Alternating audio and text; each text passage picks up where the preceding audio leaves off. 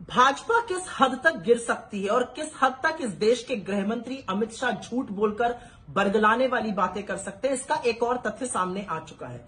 कुछ भी बोलने से पहले मैं ये जरूर बताना चाहती हूं कि कांग्रेस पार्टी गुपकार अलायंस, जिसका की नाम People's Association for Gupkar Declaration है, उसका हिस्सा नहीं है।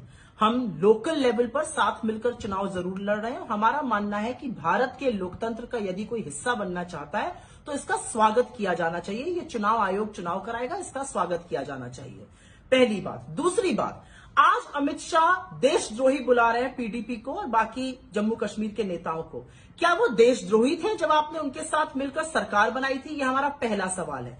हमारा दूसरा सवाल है, आप भारत की अस्मिता क्या बचाइएगा? आप तो अंग्रेजों के पिट्ठू थे और आपकी आरएसएस ने आजादी के 52 साल बाद तक तिरंगा झंडा नहीं लहराया था, तो हमको तिरंगे पे पाठ मत पढ़ाइएगा, क्योंकि तिरंगे की अस्मिता के लिए हमने लहू का बलिदान किया है।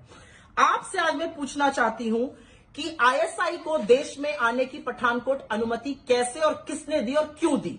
आपसे मैं पूछना चाहती हूं कि मोदी जी लपके हुए पाकिस्तान बिरयानी और सेवई खाने क्यों गए? आपसे मैं पूछना चाहती हूं कि भाजपा की सरकार ने मसूद अजहर को रिहा किया था, उसके साथ तमाम आतंकवादियों को जिन्होंने 26/11 को अंजाम दिया, क्यों रिहा किया था? आपसे मैं पूछना चाहती हूं कि दाऊद इब्राहिम की बीवी पाकिस्तान से 2016 में बेधड़क भारत आती है, घूमकर चली जाती है, इसकी अनुमति किसने दी?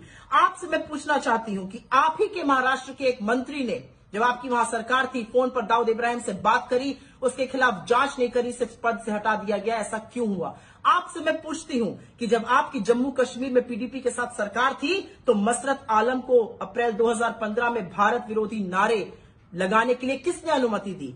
आपने आसिया अंद्राबी को जम्मू कश्मीर में चेहरा बनाया बेटी बचाओ आंदोलन का, और वो मसूद अजहर के साथ मिलकर देश के खिलाफ नारे लगाती हैं।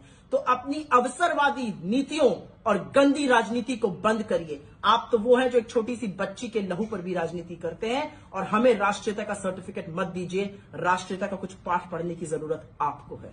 धन्यवाद।